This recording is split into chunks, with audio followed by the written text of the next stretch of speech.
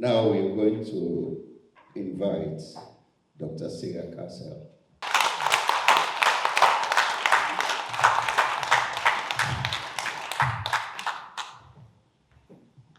Good morning. Praise the Lord. Praise the Lord. Yes. It is an honor to be here this morning.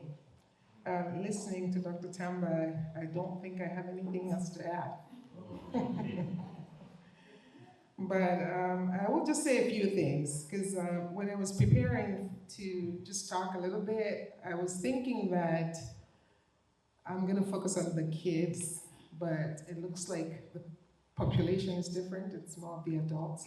So bear with me as I just take you through a little bit of my journey and what my focus is, and just general tips on how to navigate this world of our careers. So, as Dr. Tamba has alluded to or said, we all have to have faith and we have to believe God. I feel like prayer supersedes any intelligence that you may have, any gifts that you may have, any talent that you might have. If you fail to make the connection with God, it's going to be hard for all of us to find our purpose. So for me, I would say that's number one.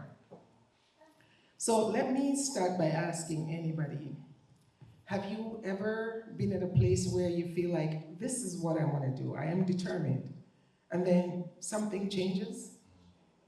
And you feel like, yeah. So that's what my path was. Believe me, I'm a nurse by trade. That's what I studied, that's my background. But I didn't wake up and, as a young kid, say, oh, Mom, Dad, I want to be a nurse, and I'm just going to go to school and be a nurse and be done with that. No, that was not my path. I struggled. When I first came to this country, my dad, may his soul rest in peace, he didn't ask for much. He didn't say, I want you to be a doctor, I want you to be a lawyer. All he said was, if you want a chance to compete in the world, you need a degree. I don't care what degree you go to school for, just go to college. Because, when I came here, I was in my 20s and I felt like I was already late. So I feel like, gosh, I should be working. I should be doing something different. I can't go to school. I don't have time, Dad. I don't want to. But he encouraged me. And my first degree was in liberal arts. So I graduated from Kirkwood Community College in Cedar Rapids, Iowa. I had a liberal arts degree, and then what? So he said, what are you going to do with this? I'm like, I don't know, I'm just going to work, right? No, that was not enough. And he kept saying, you got to find a career. Find something that you do, something that you enjoy doing, and something that you'd be paid for, right? Because it's one thing to be like, well, I enjoy writing, I like to write, and yeah, I'm just going to do that. But am I going to be, is that going to be enough to sustain me? Not all of us have that opportunity. So he wanted me to do something with the degree that I had.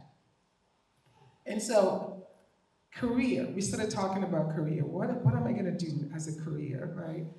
And I said, well, I love dentistry. I think I'm going to go to the University of Iowa, again, get a dental, be a dentist and come back and do that. Because I was always thinking about, what am I going to do that would influence my community in West Africa? Ultimately, we all want to go back someday, right? So it was too many years of school. I think I was given like 8 years of school post my associate degree. And I was like, no, let me do something in dental assistance. So I got a degree in dental assistant. And my first summer, I worked with a dentist. And if you're doing dental assisting, it's close to being an hygienist, a dental hygienist, so you're in people's mouth, which is great. But then most of the time, you are assisting a dentist, because I was trying to grow my career in that field. I was working with this guy, and he had gone for vacation that summer, so he was telling the story over and over about his vacation. And I listened to that about 20 times. The next morning, I told my dad I quit. So I'm just giving you my journey because, for the young people in the audience, it's sometimes you feel like this is what I want to do and this is all I have to do. Sometimes you have to just rethink and pray. So through praying, my sister was a nurse, and I just had this feeling I have to shadow my sister and see if nursing is for me. And I followed her to work one night at St. Luke's Hospital in Cedar Rapids, Iowa. And after spending the night there, I said, I'm gonna go back to school and be a nurse. And so that's what I did. I went back and I got a degree in nursing. And many of my family members at that time said, I can't be a nurse because, you have to stomach these things. I can't see blood, I can't do this. But I tell you what, if you are thinking about becoming a nurse, don't hesitate, because there are almost 50 different specialties in nursing, believe it or not. I was looking through, our job codes. I work in a hospital right now in administration. But I was looking through our job codes, and I realized that you could be a cardiac nurse, you could be a med-surg nurse, trauma, emergency department, post-op, ortho, labor and delivery. You could be a critical care nurse. You could be a certified nurse anesthetist. You could be a surgical nurse, informatics, education, simulation, flight nursing, forensic nursing. So many different. I could go on and on and on. But don't let something limit you. If you're thinking that there is a possibility that I want to explore something, follow your heart and pray. I also want to say, make a list of things that you're interested in. It's never too late. Like Dr. Tamba just said, we shouldn't let age limit us. It doesn't matter. You can start a career anytime. So volunteer, build your network. If there's something that you're interested in, find like-minded people that you could talk to about what you're passionate about. One thing for me is, maybe I will say this, if you're in a career and you feel like, well, I'm not sure if this is what I want to do or not,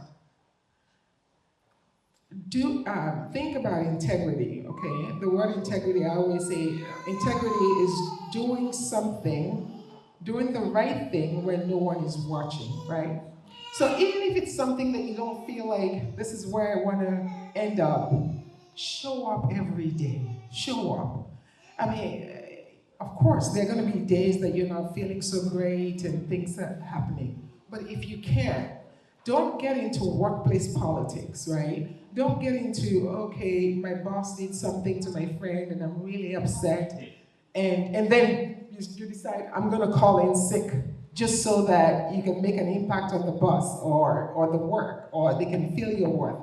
That's not how you go about giving your 100%. Show up. If that's the only thing you do, show up every day. And show up, ready to give your best.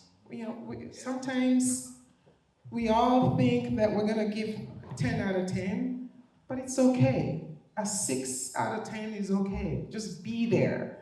It's better for you to show up and do 6 than be at home and do nothing. So show up. Build your network, connect with the right people. So as I conclude, the one thing the quote that I would leave with you is, go for what you believe in and pray and let God lead you. If you want to go fast, you can go alone. This is a proverb that is in the African community.